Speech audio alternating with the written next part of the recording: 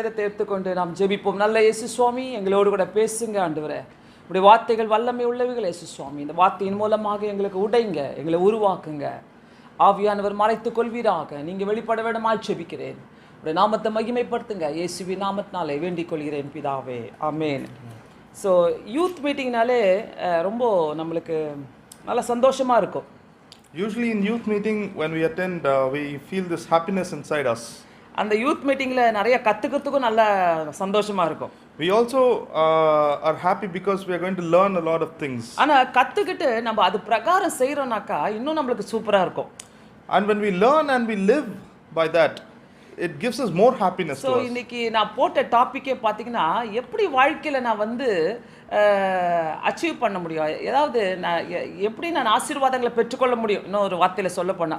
So today's topic that I chose was, how am I going to achieve in my life? How am I going to get happiness in my life? இதுக்கு நடுவுல பாத்தீங்கன்னாக்கா நம்மளுக்குள்ள எழும்புகிற ஒரு கேள்வி இருக்குது. அது என்னன்னாக்கா, நான் கிறிஸ்துவுக்குள்ள நான் வல்லமையா ஸ்ட்ராங்கா இருக்கிறேனா? So in the middle of this, we always have this question in ourselves: are we strong in the Lord? So நமக்கே சில நேரங்களில் கேள்வி வந்துடும், ஐயோ நான் ஜெபிக்கல, நான் பைபிள் வாசிக்கல, ஒருவேளை நான் ஆண்டவருக்குள்ள நான் நல்லா இல்லை அப்படின்ட்டு. Sometimes we question ourselves, saying, oh, I didn't pray well, oh, I didn't read the Bible well. So அதனால் என்ன பண்ணுவோம், நான் அதை அப்படியே கண்டினியூ பண்ணிப்போம். சில நேரத்தில் நான் தான் பைபிள் வாசிக்கிறது இல்லையா, நான் தான் ஜெபிக்கிறது இல்லையா, அப்படியே கண்டினியூ பண்ணிப்போம் சில நேரங்களில். And then sometimes what we do is we make it a habit, we just continue doing the same. But சில நேரத்தில் என்ன பண்ணுவோம், ஆண்டவர் ஏதாவது ஒரு அடி கொடுத்துட்டாருன்னா, ஏதாவது ஒரு ஆசீர்வாதம் வேணும்னாக்கா நம்ம எப்படி நினைப்போம், ஓ இல்லை ஆண்டவர்கிட்ட போகணும், ஜெபிக்கணும் அப்படின்ட்டு திருப்பி ஆண்டவர்கிட்ட வருவோம். And then in some occasions, if God talks to us and then does something in our lives, and then we come back to Christ. ஆனால் ஒன்று சொல்லித்தரேன், உங்களுடைய வாழ்க்கையில் இந்த ஆவிக்குரிய ஜீவியத்தில் ஆண்டவர் நமக்கு எப்படி இருக்கிறாரு, சாத்தான் நமக்கு எப்படி இருக்கிறான்றதை நம்ம புரிஞ்சிக்கணும். One thing I want to teach you today is, in our spiritual life, how is Jesus to us and how is Satan to us? ஆண்டவர் கொடுக்குற ஆசீர்வாதங்கள் எப்படி இருக்குது, ஆண்டவர் நம்முடைய வாழ்க்கையில் வரும்போது எப்படி இருக்குது, சாத்தான் வரும்போது என்னென்ன செய்கிறான், நம்முடைய வாழ்க்கையில் கெடுதிகளை செய்கிறான்றதை நம்ம புரிஞ்சுக்கணும். How is the blessing that Jesus provides us, and how is it in our lives when Jesus is present, and how is it when Satan is in our lives? அதை நம்ம புரிஞ்சிக்கலனாக்கா ரொம்ப கஷ்டம் வாழ்க்கை. If we do not understand this, then life is very difficult. Sometimes ஆண்டவர் கூட போற மாதிரி இருக்கும், sometimes சாத்தான் கூடயே போற மாதிரி இருக்கும். Sometimes we may feel we are going with Jesus, and sometimes we may feel we are going with Satan. ஆனா சாத்தான் கூட போகும்போது ரொம்ப ஜாலியா இருக்கும் வாழ்க்கை. Yeah, when we go with the Satan, life is, fun. But ஆண்டவர் கூட நடக்கும் போது நம்மளுக்கு ஒரு மாதிரி கஷ்டமா இருக்கும். ஐயோ என்ன ஆண்டவர் கூட நடக்கும்போது இவ்வளோலாம் கஷ்டம் வருது அப்படின்ட்டு. But sometimes when we walk with Christ, we feel life is difficult. We feel there are many difficult situations in our life. So இதுக்கு நடுவுல தான் சாத்தான் வந்து நம்மள நல்லா புரிஞ்சுப்பான். So in the middle of this, Satan tries to understand us well. So நம்ம யாருக்கு கீழ்ப்படிறோம்ன்றது சாத்தானுக்கு நல்லா புரிஞ்சிரும். So Satan understands who we obey to. அதனால ரொம்ப வீக்கா இருக்கிறவங்கள்ட்டலாம் ரொம்ப ஈஸியா போவான் சாத்தான். So the Satan easily goes to those who are weak. ரொம்ப கொஞ்சம் ஸ்ட்ராங்கா இருக்கிறாங்க, இவங்க நல்லா ஜெபிக்கிறவங்க, இவங்க கிட்ட போக முடியாதுன்னு தெரிஞ்சா அவங்கள தொட கூட பயப்படுவான். So in case he finds someone who is strong spiritually, who is praying well, who is reading the Bible well, the Satan won't go to him. So இன்னைக்கு சாயங்காலம் நீங்க யார் வழியில இருக்கீங்க? So this evening, in whose way are we? So எந்த வழியில் இருக்கிறோன்றதை நம்ம தெரிஞ்சுக்கணும். இன்னைக்கு யார் கூட நம்ம நிற்கிறோன்றதை தெரிஞ்சுக்கணும். We should know where we stand, with whom do we stand. யூசுவலாக பார்த்தீங்கன்னாக்கா நம்மளுடைய லைஃப்பில் நல்லா இருக்கணும்னு சொல்லி நிறைய டார்கெட் நம்ம போடுவோம். Usually in our lives, if we see, we put targets in our life in order to be good, in order to come well in our life. நிறைய நேரத்தில் டார்கெட்டை வச்சுப்போம். ஓ நான் இதை அச்சீவ் பண்ணணும், அதை அச்சீவ் பண்ணணும், அதை அச்சீவ் பண்ணணும். Most of the time we set targets. We have to achieve this. I need to reach this goal. நீங்களே கொஞ்சம் திரும்பி பாருங்க உங்க லைஃபை. எத்தனை முறை, எத்தனை புது வருஷத்துல, எத்தனை லைஃப்ல நீங்க டார்கெட் நீங்க ஃபிக்ஸ் பண்ணியிருக்கிறீங்க? Just think about yourselves in your lives when back in the days, how many targets we have set in our lives to achieve. But நான் சொல்லுவேன் சாத்தானுக்கு வந்து டார்கெட் தேவையே கிடையாது. But I tell you, Satan doesn't need a target. உங்க target அவனுக்கு தேவையில்லை. Your target is not needed for Satan. நீங்க வந்து டார்கெட் வைக்கலாம். உங்களுக்கு தெரியாது, நீங்க இன்னோசென்ட்டா அப்படியே செஞ்சுட்டு இருப்பீங்க. ஓ எனக்கு இந்த டார்கெட்லாம் ஃபிக்ஸ் பண்ணி வச்சிருக்கேன், நான் இதெல்லாம் முடிக்கணும், இதெல்லாம் முடிக்கணும், இதெல்லாம் முடிக்கணும். 10 வருஷம் ஆனா கூட பரவாயில்ல, இந்த டார்கெட் நான் ஃபிக்ஸ் பண்ணி வச்சிருக்கேன்னு சொல்லுவீங்க. You might set targets in your life. You know, I need to do this, I need to achieve this, I need to accomplish this. But then it doesn't bother Satan. ஆனா சாத்தான் ஒரே ஒரு target வச்சு தான் உங்ககிட்ட வருவான். But Satan always comes to you only with one target. அது என்னன்னாக்கா நம்மளுடைய weakness.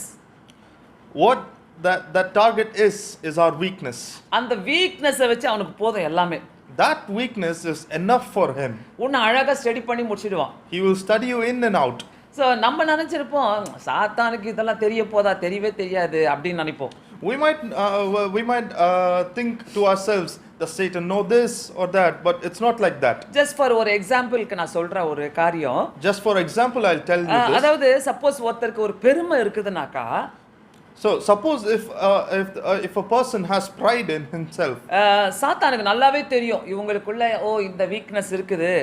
Satan very well knows that inside him there is this weakness. See, அவங்க வந்து ரொம்ப பெர்ஃபெக்ட்டான ஆளா இருப்பாங்க, ஆனா இந்த பெருமை மட்டும் இருக்கும். They might be perfect, but then they would have this pride in them. எந்த கெட்ட பழக்கம் இருக்காது, எதுவுமே இருக்காது, ஆனா அவங்களுக்குள்ள பாத்தீங்கன்னாக்கா இந்த பெருமை மட்டும் இருக்கும்னு வெச்சுக்கங்களேன். They would not have any bad habits, they wouldn't do anything bad in their lives, but they would have this small weakness in themselves, that is pride. நல்லா படிப்பாங்க, நல்ல டேலண்ட்ஸ் இருக்கும், நல்ல ஆண்டவருக்காக எடுத்து உபயோகப்படுத்தப்படுவாங்க, ஆனா பாத்தீங்கன்னாக்கா பெருமை இருக்கும். They would study well, they would be used in their school well, they would shine wherever they are, but then they have this weakness of pride. ஆனா அந்த பெருமைக்காக அவங்க எதை வேணாலும் இழக்க தயாரா இருப்பாங்க. But then for that pride, they are ready to let loose everything in their lives. அந்த பெருமைக்காக எதை வேண்டுமானாலும் செய்வாங்க. For that pride, they would do anything in their lives. So அந்த பெருமை தான் அவங்களுடைய வாழ்க்கையில முக்கியமா இருக்கும். They have set their pride very important in their lives. சிலருடைய வாழ்க்கையில பாத்தீங்கன்னா அந்த இச்சையின் சுபாவங்கள் நிறைய இருக்கும். In some people's life, if you see, there is this lustful thoughts in them.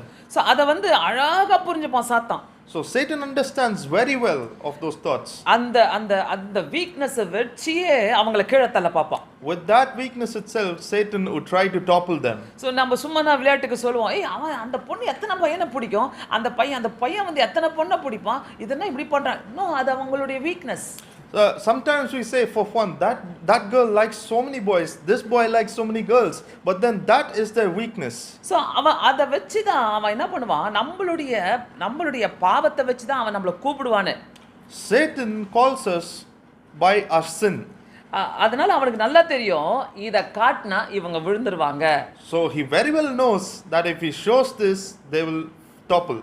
So நம்ம நினைப்போம், இது ஒன்று தானே, இதெல்லாம் ஒன்றும் கிடையாது, நான் வந்து எழுந்திரிச்சு வந்துடுவேன், இதெல்லாம் ஒரு பெரிய விஷயமே கிடையாது, இதெல்லாம் ஒரு பெரிய பாவமே கிடையாது, நான் எழுந்திரிச்சு வந்துடுவேன் நினைப்போம். So sometimes we may think that it is just this one sin, I can overcome this sin, but then it is not like that. ஆண்டவரே இது ஒன்று மட்டும் தான் என்கிட்ட இருக்குது, என்னை மன்னிச்சிடுங்கன்னு சொல்லி ஜெபம் பண்ணிப்போம். We have prayed, Jesus, there's just this one sin in me, please forgive this sin.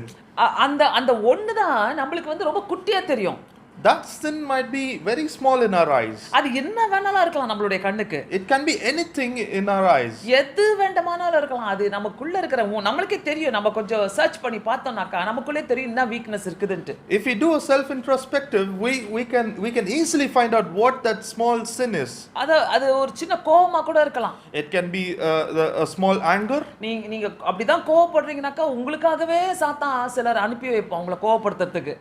If you are getting angry in such manner, then Satan will send people to ignite that anger in you. அந்த ஒண்ண வெச்சு உங்களை whole day whole week ஒரு full வருஷம் ஃபுல்லா உங்களை target பண்ணி உங்களை கீழே தள்ளிட்டே இருப்பான்.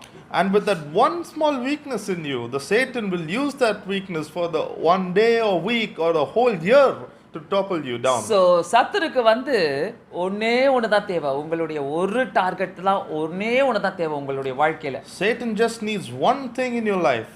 அதாவது ஒரு நல்ல ஒரு சின்ன கதையை நான் கேட்டேன், அதை உங்களுக்கு சொல்ல போறேன். So I heard this small story I want to share with you. ஒரு கம்பெனி வந்து ஒரு வித்தியாசமான ஃப்ளைட்டை செய்யணும்னு ஆசைப்பட்டுச்சான். So there was a company that was that wanted to create a different kind of a flight. So அதை வந்து எப்படின்னாக்கா நல்ல பணக்காரங்களுக்கு கோடீஸ்வரங்களுக்கு அந்த ஃப்ளைட்டை உருவாக்கி அதை மேனுஃபேக்சர் பண்ணணும்னு சொல்லிட்டு அவங்க ரெடியாக இருந்தாங்களாம். So that company wanted to create a flight which is for the rich people, for the high class people, and it was moving towards that. So அவங்க என்ன பண்ணாங்க, நல்ல ஒரு சயின்டிஸ்ட் ஒரு விஞ்ஞானியை கூப்பிட்டு அவங்க என்ன பண்ணாங்க, நிறைய பணத்தை இன்வெஸ்ட் பண்ண ஆரம்பிச்சாங்களாம். So they called in a scientist and they started investing a lot of money to create this plane.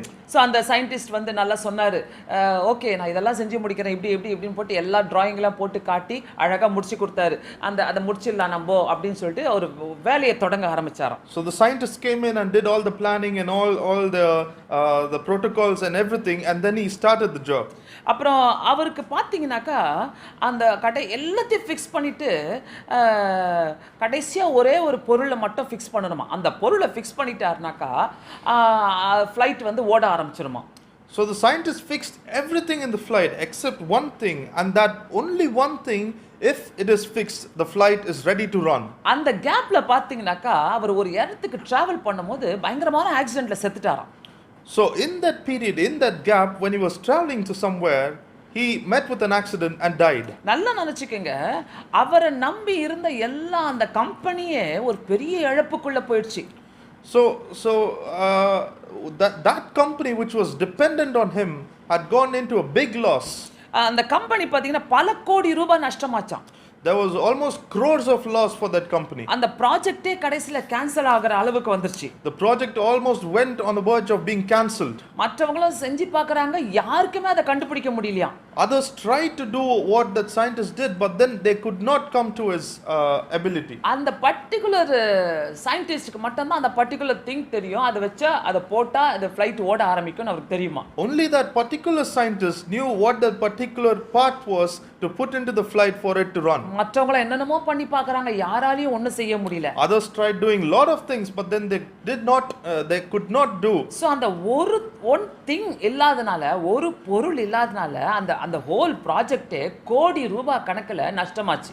So because of that one thing that was missing, the whole plan came to an end. There was crores of loss. நல்லா தெரிஞ்சுக்கங்க, நம்மளுடைய வாழ்க்கையில ஒரு பிரச்சனை, ஒரு பாவம், ஒரு மீறுதல் நம்மள அப்படியே நிக்க வச்சிரும்.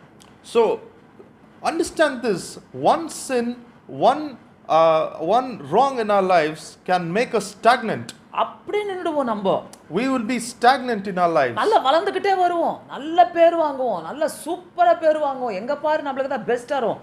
ஆனா ஒரு இடத்துல பாத்தீங்கன்னா just that one thing, அந்த ஒரு பொருளுக்கு இல்லாதனால அந்த ஃளைட் ஓடல, அந்த ஒரு பொருள் இல்லாதனால அப்படியே வாழ்க்கை நின்னுச்சு. We would grow up well in our lives, we would bloom like mushrooms, but then at one particular period of our lives, one small sin will make us stagnant. நல்லா தெரிஞ்சுக்கங்க, அந்த one thing நம்ம கண்டுபிடிக்கணும் நம்மளோட வாழ்க்கையில. Understand well, we need to find that one thing in our lives. நிறைய பேர் இத பத்தி நீங்க சீரியஸாவே எடுக்கிறது இல்ல. Most of us don't take this thing serious. நான் இந்த நேரத்துல நான் சொல்லுவேன், நான் என்னுடைய வீக்னஸ் என்னன்றதை நம்ம கண்டுபிடிக்கணும். But I want to tell you that this time that we need to find what our weakness is. என்னுடைய வீக்னஸ் நான் தெரிஞ்சுக்கிட்டு சாத்தானுக்கு அதை நான் அடிமைப்படுத்தாம இருந்தேனாக்கா நான் தான் ஜெயிச்சேன்.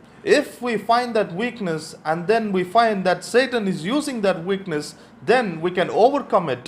நல்லா கவனிச்சுக்கங்க, அந்த நம்ம நிறைய பைபிள்ல வாசிக்கிறோம், சிம்சோன் கூட ஒரு அடிமைத்தனத்துக்குள்ள போயிடுறாரு.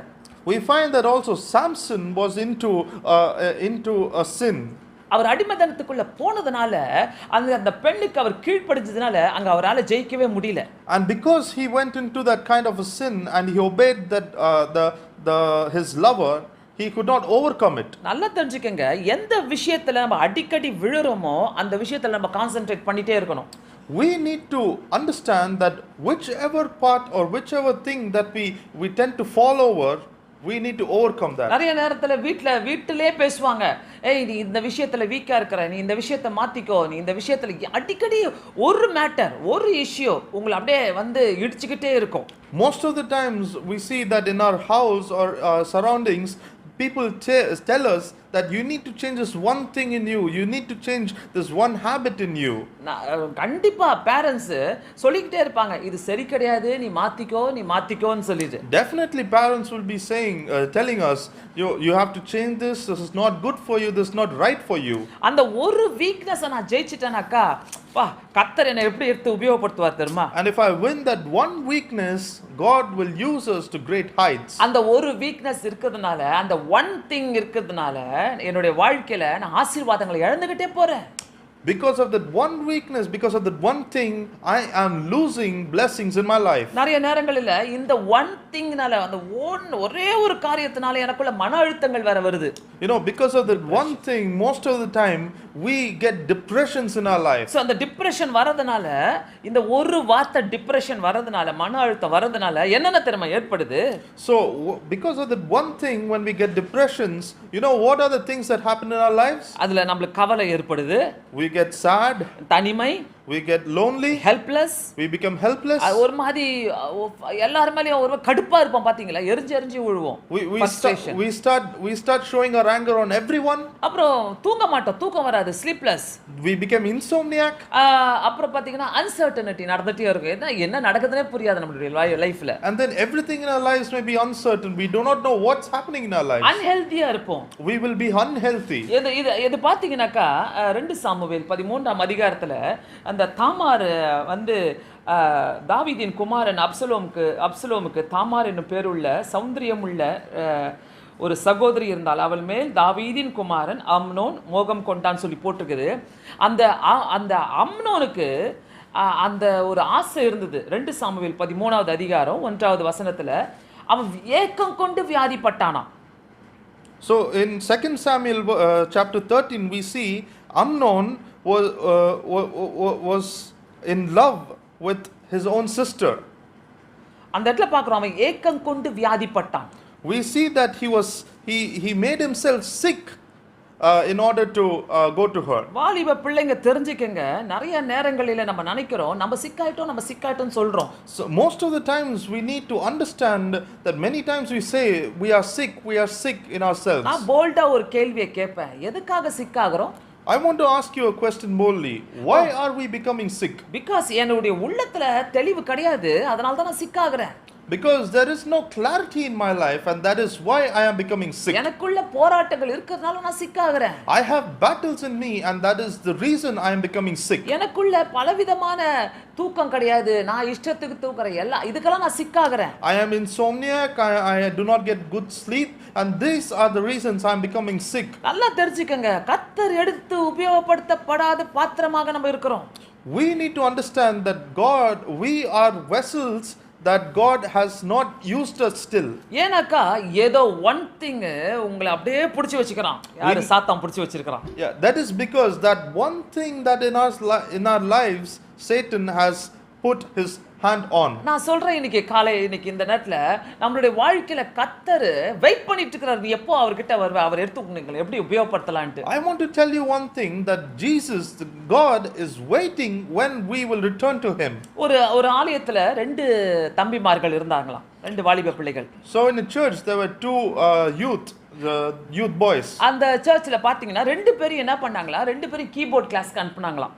So in that church what they did, they sent both of them to keyboard class. அந்த கீபோர்ட் கிளாஸ் அவங்க 2 பேரும் போயிட்டு நல்ல 1 year ட்ரைனிங் எடுத்தாங்களாம். So they went for the keyboard class and they took training for almost 1 year. ஒரு பையனுடைய குடும்பம் பாத்தீங்கன்னா மியூசிக் குடும்பம், எல்லாருமே எல்லாம் வாசிப்பாங்க, எல்லாருமே நல்லா பாடுவாங்க, அப்படிப்பட்ட ஒரு குடும்பமா. So in one boy's life, if you see, his family is a musician family. இன்னொரு பையனுக்கு பாத்தீங்கன்னா மியூசிக்கை பத்தி சுத்தமாவே தெரியாதாம். So the other boy, he does not know anything about music. அவங்க ஃபேமிலிக்கும் அத பத்தி ஒண்ணுமே தெரியாது. Their family also does not know anything about music. ரெண்டு பேரும் போனாங்களாம், But then both Training of them went for training. அப்புறம் 1 இயர் கழிச்சு வந்தா ஒரு 5-6 வருஷம் கழிச்சு ரெண்டு பேரும் அந்த சர்ச்சில் வந்தாங்களாம். So after 5 to 6 years, both of them came to the church. அந்த சர்ச்சுக்கு வந்தப்போ அந்த பாஸ்டர் சொன்னாரா, நீ ஒரு மணி நேரம் ஒரு முக்கால் மணி நேரம் நீ வாசிப்பா, நீ ஒரு முக்கால் மணி நேரம் வர்ஷிப் பண்ணுப்பா, ரெண்டு பேரும் தனித்தனியா ஒரு half an hour or 45 minutes எடுத்து நீங்க வர்ஷிப் பண்ணுங்கன்னு சொன்னாராம். So when they came to church, the pastor told each one of them, you do a worship for 45 minutes, you do a worship for 45 minutes.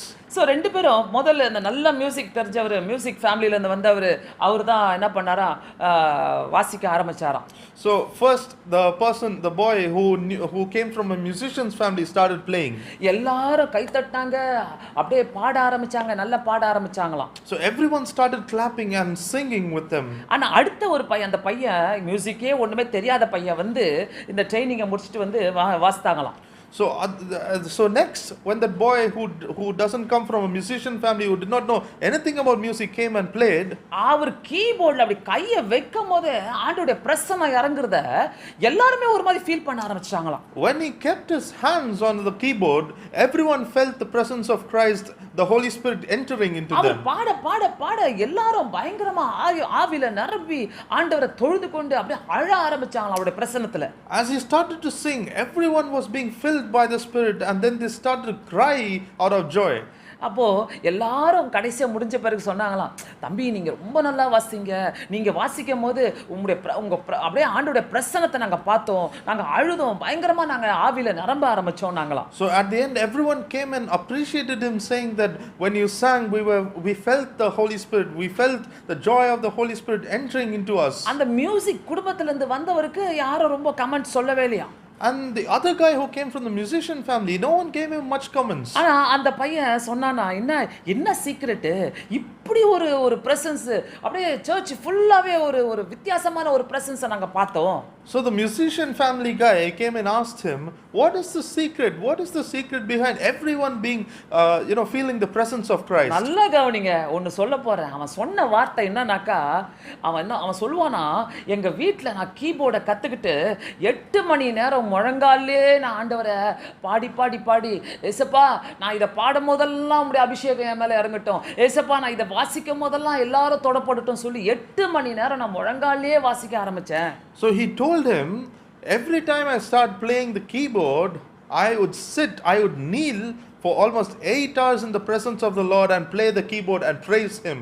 Keyboard கூட வாங்க முடியாத ஒரு பையன் அவன். He was a boy who was not even able to buy a keyboard. ஆனா அந்த கீபோர்ட்ல 8 மணி நேரம் வாசித்து ஏசப்பா உங்க கிருபையை நான் பார்க்கணும், உங்க கிருபையை நான் பார்க்கணும், நீங்க தான் இதை கொடுத்தீங்க ஆண்டவரே சொல்லி அப்படியே நிரம்பி செபிக்க ஆரம்பிச்சான் தனியா. But that person knelt in front of his keyboard and prayed to Christ and worshipped him and asked for the grace of Christ on him. அவன் சொன்ன ஒரே ஒரு காரியம், இதுதான் என்னுடைய பழக்கம். And he told him only one thing, this was my habit. எத்தனை முறை நம்மளுடைய டேலண்ட்ஸ் ஆண்டவர்ட்ட கொடுத்து என்னை யூஸ் பண்ணிக்கங்கப்பான்னு சொல்லி எத்தனை முறை நம்ம பிரைவேட்டா ஜெபம் பண்ணியிருக்கிறோம். How many times have we asked Christ, have we prayed to Christ, God take my talent and use it for your glory? என்னை எடுத்து உபயோகப்படுத்திங்க இயேசு சுவாமி, எத்தனை மணி நேரம் நம்ம ஜெபம் பண்ணியிருக்கிறோம். How many times have we asked Christ, please use my talent? அவன் 8 மணி நேரம் ஜெபிக்கலனாக்கா அவனை கர்த்தர் அப்படி யூஸ் பண்ணியிருக்கவே மாட்டார். If he hadn't prayed for 8 hours, God would not have used him for like that. நம்ம நல்லா பேச தெரிஞ்சிருக்கலாம், பாட தெரிஞ்சிருக்கலாம், வாசிக்க தெரிஞ்சிருக்கலாம், but without prayer we cannot achieve anything.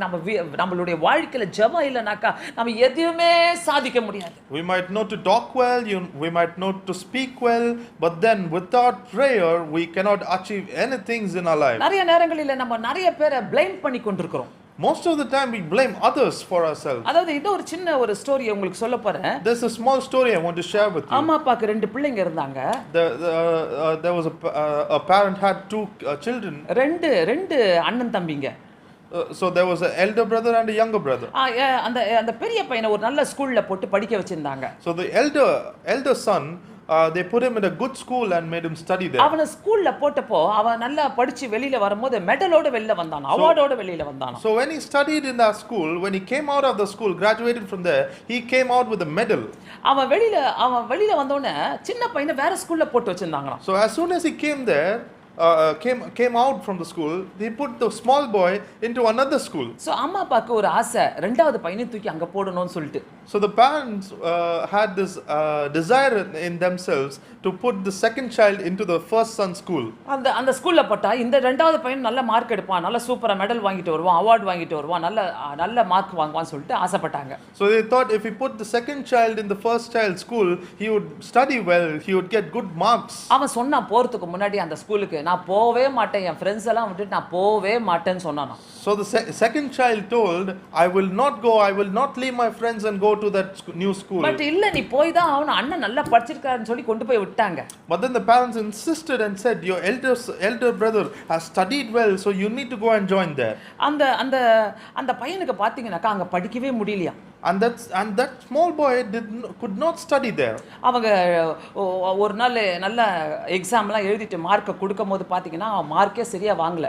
So one day he wrote the exam and then when he showed the marks to his parents, he did not get good marks. அந்த மார்க்ஸா பார்த்து அவங்க டீச்சர் சொன்னாங்கன்னா டேய் போடா உங்க அண்ணனுடைய காலை கழுவி கூட்டிட்டு அப்பதான்டா உனக்கு அறிவு வரும் அப்படினாங்களாம். So the teacher, after seeing his marks, told, go and wash your elder brother's feet and then drink the water.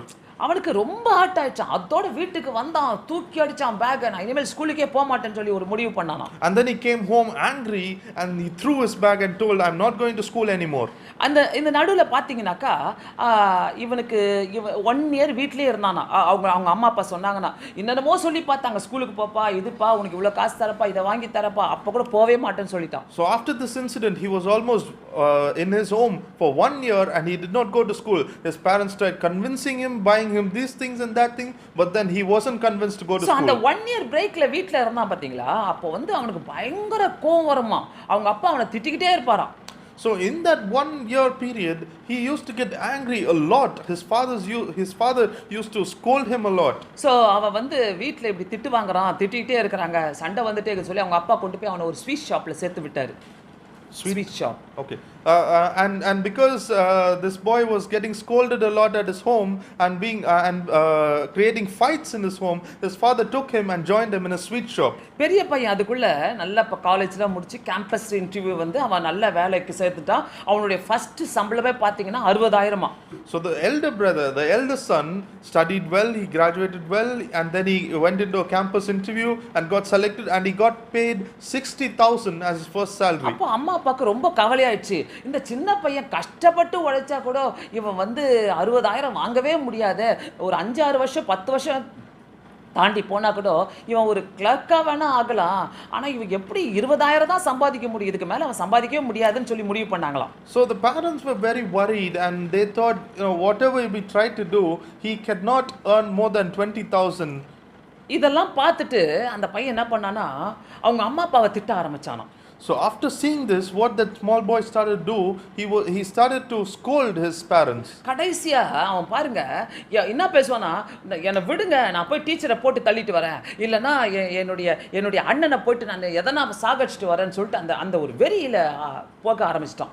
And then he became very angry and he started saying, leave me, I want to go and kill my teacher.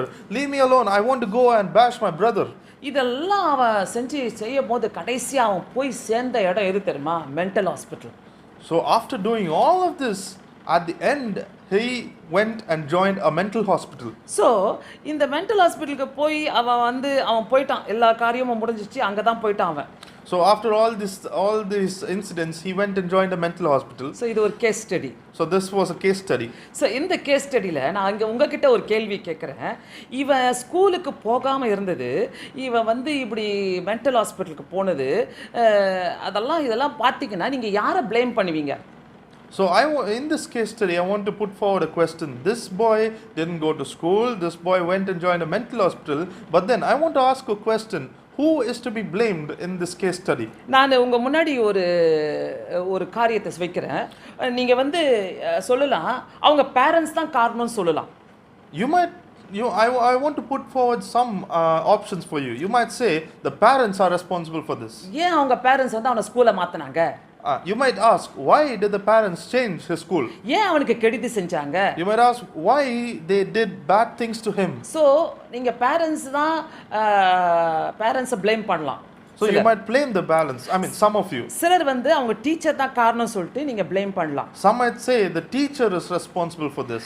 சிலர் வந்து சொல்லலாம் நம்ம ஊர் education system waste, நம்ம ஊர் education சிஸ்டம்னால தான் அப்படி ஆயிடுச்சு அவனுக்கு அப்படின்னு சொல்லலாம். So some might say our country's education system is waste. It's because of that he spoiled. ஏன் இப்படி கூட நினைக்கலாம், ஒருவேளை அவங்க ஃப்ரெண்ட்ஸ் அவனுக்கு புத்தி சொல்லிருக்கலாமே, அவனை கொண்டு போய் நல்ல இடத்துல விட்டுருக்கலாமே. We might also think if his friends had gave him some good thoughts, he would have come up in life well. ஆனா இந்த 4 காரியத்தை உங்க மத்தியில வச்ச எத்தனை பேர் parents தான் காரணம்னு சொல்லி சொல்றீங்க? கையை தூக்குங்க. So I gave you these 4 options. How many of you say the parents are responsible? Lift your hands. Okay, நான் ஒரு கையை பார்க்குறேன். ஓகே, 2 கையை பார்க்குறேன். சரி, அடுத்து சொல், டீச்சர் தான் காரணம் சொல்றவங்க கையை தூக்குங்க. So who says the teacher is responsible? Okay, இதுக்கும் நான் 2 கையை பார்க்குறேன், ஒரு 3வது கையும் பார்க்குறேன். 3 hands for this. எத்தனை பேர் சொல்றீங்க நம்மளோட எஜுகேஷன் சிஸ்டம் தான் காரணம்னு சொல்லி? How many of you say that our education system is responsible for his life? Okay, யாரும் எல்லாரும் everybody is happy with the education system. My god. Okay, எத்தனை பேர் சொல்றீங்க அவங்க ஃப்ரெண்ட்ஸ் தான் காரணம் அவன் அப்படி ஆடுதுக்குன்னு? How many of you say that his friends are responsible for his life? Okay okay okay, ஒரு கையை பார்க்குறேன்.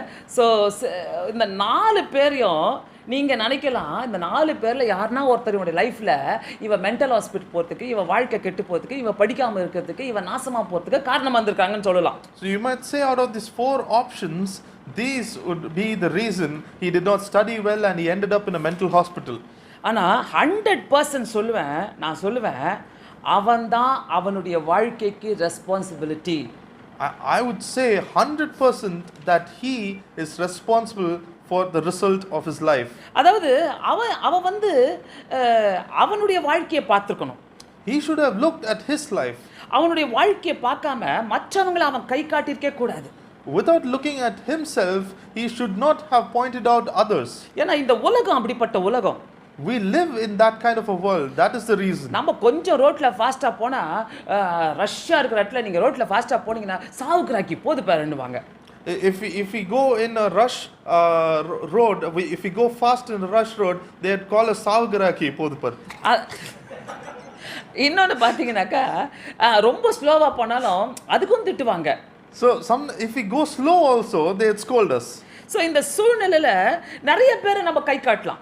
So in this situation we can easily point out others. So கை காட்டுறது இவங்க தான் காரணம் சொல்லி நம்ம கையை காட்டலாம். We can easily point he's responsible, she's responsible, they are responsible. ஆனா நான் சொல்லுவேன் you are responsible for your life. உன்னுடைய வாழ்க்கைக்கு நீ தான் responsible. But I'm telling you, you are responsible for your life.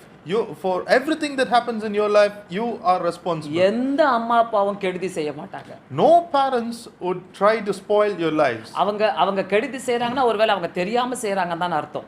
If they are doing such things to spoil you, maybe they do not know. ஆனா நான் சொல்லுவேன் உன்னுடைய மனசை எங்க விட்ட?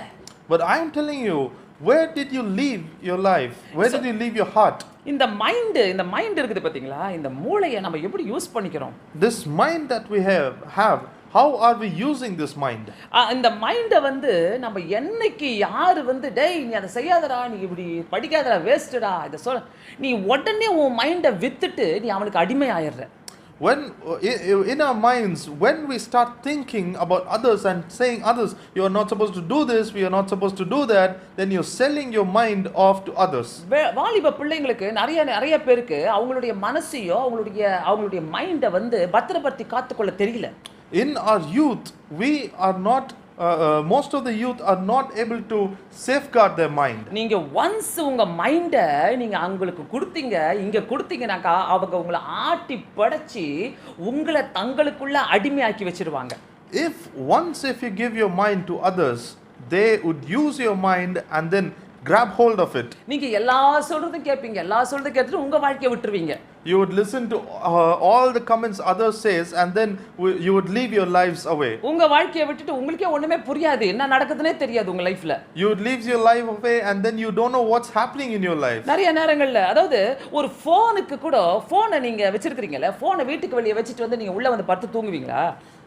I want to ask you, even our phone, can we leave our phones outside and then come inside and sleep? கண்டிப்பா சொல்றேன், யாருமே செய்ய மாட்டீங்க.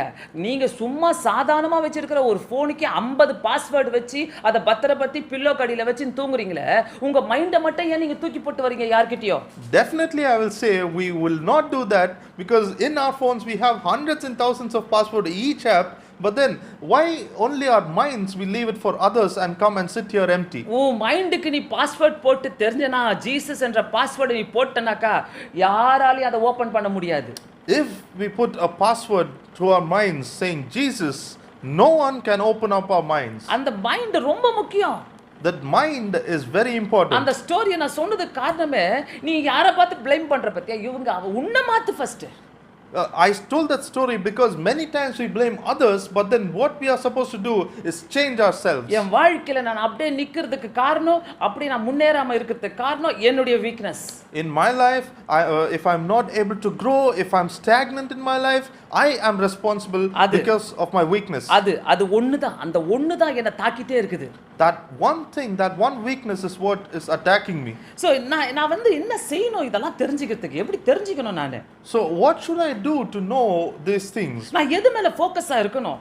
What should I be focused on? Once கிறிஸ்து எனக்குள்ள வந்துட்டா, நான் எப்படி என்னுடைய லைஃபை ஃபோக்கஸ் பண்ணி வாழணும்? Once I receive Christ in me, what am I supposed to focus on and live? Suppose உங்க வீட்டுக்கு ஒரு ஃபங்க்ஷன் நடக்குது, ஒரு கேமராமேன் வந்திருக்காரு, உங்களை தான் போட்டோ எடுத்து நீங்க எல்லா போட்டோவையும் எனக்கு தாங்கப்பான்னு சொல்லி கேக்குறீங்க. Sometimes if a cameraman comes to your house, you would say, please take a photo of me, and then you ask your photos to himself. அந்த கேமராமேன் வந்து ஊர்ல இருக்கறவங்க, பக்கத்துல இருக்கறவங்க, வெளியில இருக்கறவங்க எல்லாம் எல்லா போட்டோவை எடுத்துட்டு உங்க கிட்ட கொடுத்தா நீங்க என்ன செய்வீங்க? உங்களுக்கு கோவம் வராது? If that cameraman takes photos of everyone and then he gives you the photos, won't you get angry? ஏன்னா உங்களுக்கு உங்க போட்டோ வேணும், இது உங்க ஃபங்க்ஷன் இது. Because you wanted your photos, because it's your function. அதனால அவருடைய ஃபோக்கஸ் எல்லாம், அந்த கேமராமேனுடைய ஃபோக்கஸ் எல்லாம் உங்க மேல தான் இருக்கணும். And because of that, the cameraman's focus should be on you. நான் சொல்றேன், உங்க மைண்டுக்குள்ள உங்க ஃபோக்கஸை வைங்க, உங்க கேமராவை வைங்க, அது ஆண்டவரையும் பார்க்கட்டும், அது உங்களுடைய வாழ்க்கையையும் பார்க்கட்டும். I'm telling, focus that camera in your mind to God and to yourselves. உங்க மைண்டுக்குள்ள இருக்கிற கேமரா யாரையோ பார்த்துட்டு இருக்கிறதுனால தான், எதையோ பார்த்துட்டு இருக்கிறதுனால தான் உங்களால ஒரு காரியத்துல நீங்க ஃபோக்கஸ் பண்ண முடியாம இருக்கீங்க. It's because of the camera that is in your mind that is looking at others. We are not supposed to focus on ourselves. So என்னுடைய ஃபோக்கஸ் பண்ற விஷயத்துல என் மைண்டை நான் எப்படி வச்சிருக்கிறேன், அதுக்குள்ள ஒரு மீனிங்ஃபுல்லா இருக்கணும் என்னுடைய mind. So in our focusing, that we do in our mind, where have I set my focus on? So நான் வந்து டீச்சரை திட்டிருக்கலாம், எங்க அம்மா அப்பாவை திட்டிருக்கலாம், யாரை வேணா திட்டிருக்கலாம், பட் என் மைண்டுக்குள்ள நான் என்ன பண்ணிட்டு இருக்கிறேன்? But so I would have scolded my teacher, I would have scolded my friends, but then what am I doing here with my mind? என்ன மாத்தத்துக்கு நான் என்ன செஞ்சிட்டு இருக்கிறேன்? What am I doing to change myself? என்ன மாத்தாம நான் இருக்கிறேனாக்கா நான் கண்டிப்பா எதுவுமே அச்சீவ் பண்ண முடியாது If வாழ்க்கையில. if I'm not ready to change myself, then I cannot achieve anything in my life. எதையோ நான் மாத்திக்கணும்னு ஆசைப்படுறேன், அதுக்கு தான் ஆண்டவர் வந்தார் இந்த உலகத்துல. I am willing to change something in my mind, and that is why Christ came to this world. கண்டிப்பா சொல்றேன், எல்லார் கூடவும் ஆண்டவர் இருக்கிறாரு, நீங்க அதை விட்டுறீங்க. Definitely I will tell you that Christ is there with everyone, but we leave that. See, நீங்க தான் ஓனர்ஷிப் உங்களுடைய மைண்டுக்கு. See, we are our owners of our mind. இந்த உலகம் வந்து நம்மள டிஸ்ட்ராய் பண்ண வரும், நம்மள வந்து உடைச்சி போட வரும், நம்மள தூக்கி போட வரலாம் இந்த உலகம். This world might come to destroy us. This world might come to throw us away from our place. ஆனா நீ வந்து ஃபோக்கஸ்டா இருக்கறனாக்கா உன் லைஃபை டிஸ்ட்ராய் பண்றதுக்கு, உன் லைஃபை பத்தி மற்றவங்க பேசுறதுக்கு அங்க பேச்சே கிடையாது. But if we are focused in our lives, none of them can come and destroy or throw away from our places. ஆனா கொஞ்சம் யோசிக்கிறீங்களா, இன்னைக்கு சாயங்காலம் நீங்க வந்து அச்சீவ் பண்ண முடியாம இருக்கிற காரியங்களுக்கு காரணம் யாரு நீங்க யோசிச்சீங்கனாக்கா, you will win your race. If we try to understand what or who is the reason for not being able to achieve something, then we can come up in our lives. ஏன்னா கர்த்தர் சொல்லிக்கிறார், நான் தரேன் உனக்கு எல்லாத்தையும்.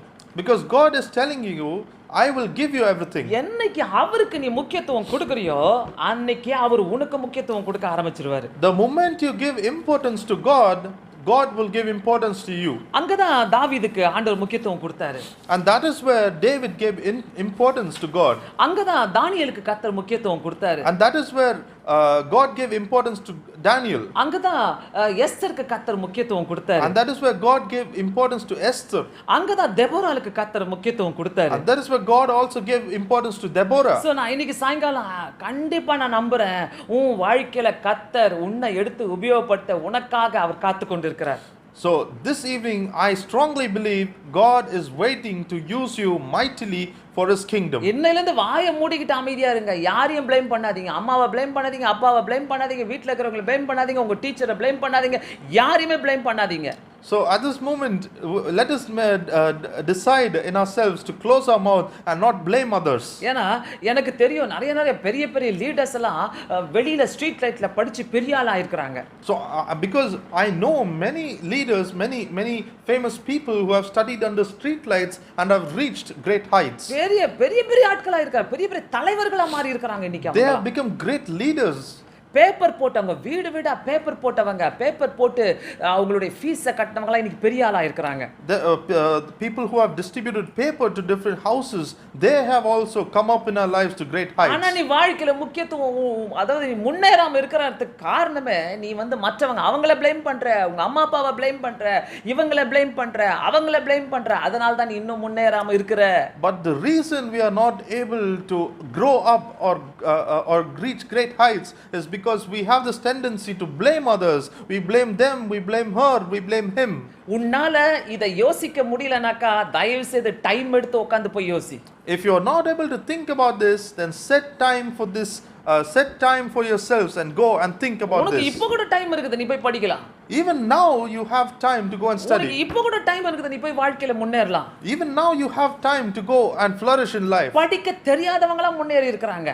People who do not know to study have flourished in their lives. கர்த்தர் அவங்களை உபயோகப்படுத்தி இருக்கிறாரு. God has used them. நீ முழங்கால் போட கத்துக்கோ first. First learn to kneel.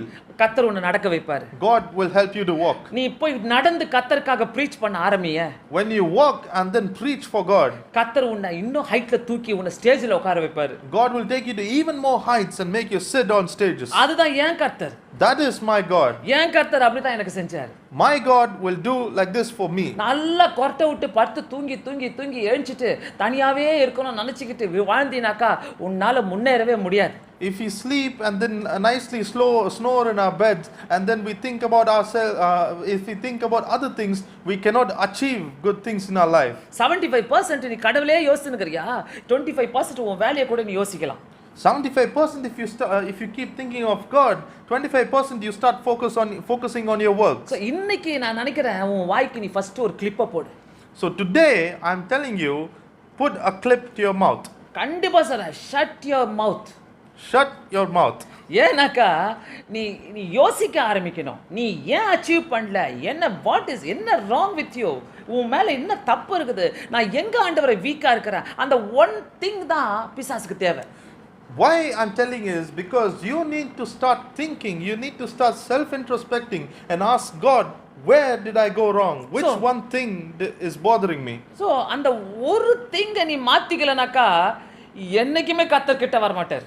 And if that one thing in your lives, if you're not ready to change, if you're not ready to give it up, then God will not come near you. ஏன் யோசிக்க கூடாது இன்னைக்கு சாயங்காலம்? Why don't you think about it? கண்டிப்பா நான் definitely 100% நான் believe பண்றேன் கர்த்தர் உங்களோடு கூட பேசினார் என்பதை. Definitely 100% I believe that God has spoken to you today. கர்த்தர் பேசியிருக்கிறாரு. God has spoken to you. கர்த்தர் பேசினால தான் அந்த ஒரு ஃபீலிங்ஸ் உனக்குள்ள இருக்கும் பாத்தியா, அதை இன்னைக்கு விட்டுடாத. Because God spoke to you today, that feeling in you, don't leave that away. அந்த ஃபீலிங்ஸ் இன்னைக்கே தூக்கி போட்றாத. Don't throw away that feeling in you today. போய் யோசி, ஏன் ஆண்டவரே நான் இப்படி இருக்கிறேன்? Go and think, why am I like this, Lord? உங்க வீட்ல உங்க ஃப்ரெண்ட்ஸோ அல்லது உங்களுடைய சர்ச்சில் இருக்கிறவங்களோ அல்லது அவங்கள கவனிங்க, நல்லா ஜெபிக்கிறவங்களையும் பாருங்க, ஜெபிக்காதவங்களையும் பாருங்க எப்படி இருப்பாங்கன்ட்டு. So go and see your friends, go and see the life of the person who prays well and the life of a person who doesn't pray well. அந்த ஜெபிக்கிறவங்களையும் தங்களை மாத்திக்கிறவங்க இன்னும் சூப்பரா இருப்பாங்க. And that person who prays and changes himself will go to great heights in his life. அந்த one thing தான் சாத்தானுக்கு தேவை, மறந்துடாத. That one thing in us is what Satan needs. அது உன்னுடைய கோபமா இருக்கலாம், It can be our anger, அது உன்னுடைய சீக்ரெட் பாவமா இருக்கலாம், it can be our secret sin, அது ஆண்டவருக்கு பிடிக்காத ஏதோ ஒரு காரியமா இருக்கலாம், it can be something that God does not like. நீ மறைச்சு மறைச்சு வச்சிருக்கிற ஒரு பாவமா இருக்கலாம். அது It can be some sin that we do secretly in our lives. ஏதோ ஒரு காரியம் அம்மா அப்பாக்கு விரோதமா, உன்னுடைய சர்ச்சுக்கு விரோதமா, உன்னுடைய பாஸ்டருக்கு விரோதமா செய்யற பாவமா இருக்கலாம். It can be some deed that we do against our parents, against our church. இவ்வளத்தையும் வச்சுக்கிட்டு கர்த்தர் என்ன உயர்த்தல நீ சொல்றனாக்கா நீ துரோகம் செய்யற ஆண்டவருக்கு. And if we have all these things in our life and still say God is not using me and God is not taking me to great heights, then we are destroying our own lives. அந்த சீக்ரெட்டே முழங்கால் போட கத்துக்கோ. The secret is to kneel. அவர்கிட்ட பேச கத்துக்கோ. Learn to talk to God. அவர்கிட்ட சொல்லி அழ கத்துக்கோ. Learn to tell Christ your feelings and then cry to him. அதிகாலையில எழுந்து ஜெபிக்கிறத கத்துக்கோ. Learn to wake up early in morning and pray to God. உலகத்துல நீ யாரையுமே ப்ளேம் பண்ண மாட்ட. You cannot blame anyone in this world if you do this. No, யாரையுமே blame பண்ண கர்த்தர் உன்னை வைக்க மாட்டார் அவங்க முன்னாடி. God will not let you blame others. நீ ப்ளேம் பண்ணா கூட கர்த்தர் அதெல்லாம் தூக்கி வந்து அழைச்சிட்டு அவங்க முன்னாடி உன்னை பிரம்மாண்டமா தூக்கி வைப்பார். Even if you blame others, God will erase everything and then lift up to great heights. So ரொம்ப நீ லைட்டா எடுத்துக்காத. ஆண்டவருடைய பிள்ளைங்களா இருந்துகிட்டு இதெல்லாம் சாதாரணமா எடுத்துக்காதீங்க. என் லைஃப் இப்படி தான் அவ்வளவுதான் போச்சு போ அப்படின்னு எடுத்துக்காத. So don't take life lightly, don't take life easily. We need to give importance to it.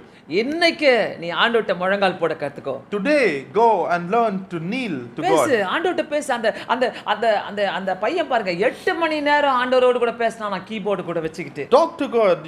We saw that boy who prayed for 8 hours in the presence of Lord playing the keyboard. கர்த்தர் அவனை வல்லமே எடுத்து உபயோகப்படுத்தி கொண்டிருக்கிறாரு. God used him to great heights. நீ 1 மணி நேரம் கூட ஜெபிக்க மாட்டறியே. You are not even praying for 1 hour. So நீ வந்து எப்படி எக்ஸ்பெக்ட் பண்ணலாம் ஆண்டவரே எனக்கு பெரிய காரியத்தை செய்யுங்க, என்னை உயர்த்துங்க, என்னை இப்படி வைங்க, பிரம்மாண்டமா வைங்க கேட்க கூட உனக்கு தகுதி கிடையாது. And we are not even worth to ask why God is not using me, why am I not flourishing in my life if you don't pray. இத கேட்டுக்கொண்டிருக்கிற யாரோடு கூட கர்த்தர் கண்டிப்பா பேசிக் கொண்டிருக்கிறார். I believe God is talking to someone who is listening this word. Definitely ஆண்டவரை கூட நீ ப்ளேம் பண்ணாத கடைசியா. Do not blame God at the end. கர்த்தர் எனக்கு ஒண்ணுமே செய்யலையே. God did not do anything for me. பேசாத, அத பேசத்துக்கு தகுதியே கிடையாது. Don't talk about it because we are not worthy of it. ஆனா I really wanted to encourage you இந்த ஈவினிங் இந்த சாயங்கால வேளையில உன்னை கண்டிப்பா உற்சாகப்படுத்துறேன். ஏதா இருந்தாலும் சரி ஆண்டவரே இது என் டாலன்ட் என்ன எடுத்து உபயோகப்படுத்துங்கன்னு அவர் கையில போட்டு முழங்கால் போட்டு சரண்டர் ஆகு. But I want to encourage you, submit your talents to Christ and say, Christ, use my talents for your kingdom and then God will use you. Password போடு உன்னுடைய மைண்டுக்கு. Put a password to your mind. இதுக்கு 1008 password போட்டு வச்சிக்கிறல்ல. We put password, thousands of password for our smartphones. உன்னுடைய மைண்டுக்கு password போடு. Now put a password to your mind. So cellphone உன்னுடைய மைண்டுக்குள்ள சாத்தான் புக கூடாது. So that Satan will not enter into your mind. அப்படியே கண்களை மூடி நாம ஜெபிப்போம் இந்த சாயங்கால வேளையில. நல்ல இயேசு சுவாமி உமக்கு நன்றி ராஜாவே. ஆண்டவரே நாங்க யாரு, நாங்க ஏன் அச்சீவ் பண்ணாம இருக்கிறோம், நாங்க எப்படி அச்சீவ் பண்ணணும் என்பதை எங்களுக்கு கற்றுக் கொடுத்தீங்களா, அதுக்காக ஸ்தோத்திரம். ஒவ்வொரு வாலிப பிள்ளைகளை தொடுவீராக இந்த சாயங்கால வேலையில ஆண்டவரே. எங்களுடைய மைண்டுக்கு ஆண்டவரே நாங்க பாஸ்வேர்ட் போட உதவி செய்யுங்க. எங்களுடைய ஆண்டவரே குணங்கள் மாற்றப்படட்டும் ஆண்டவரே. உமக்கு பிடிக்காத காரியங்கள் மாற்றப்படட்டும் ஆண்டவரே. எங்களை வந்து நாங்க மற்றவங்களை ப்ளேம் பண்ணாதபடி ஆண்டவரே எங்களை காத்துக்கொள்ளுங்க ஆண்டவரே. எங்களுடைய தோல்விக்கெல்லாம் காரணம் நாங்க தான் ஆண்டவரே. நான் தான் என்று உணர எங்களுக்கு உதவி செய்யுங்க ஆவியானவரே. எங்க மத்தியில பேசினதுக்காக ஸ்தோத்திரம். இயேசுவின் நாமத்தினாலே வேண்டிக் கொள்கிறேன் பிதாவே. ஆமென்.